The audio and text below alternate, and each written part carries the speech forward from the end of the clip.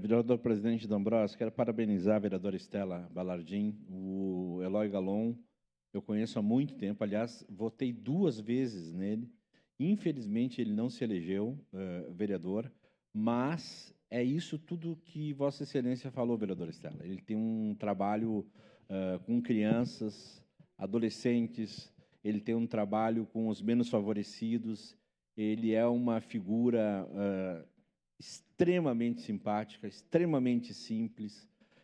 Então, realmente, ele merece esse título de cidadão caxiense e parabenizo Vossa Excelência por essa proposição e, evidentemente, votarei favorável e estarei aqui no dia 10 de outubro para parabenizá-lo, para também acompanhar essa sessão solene que dará a ele esse título de cidadão caxiense. Parabéns. Obrigado, presidente. Obrigado.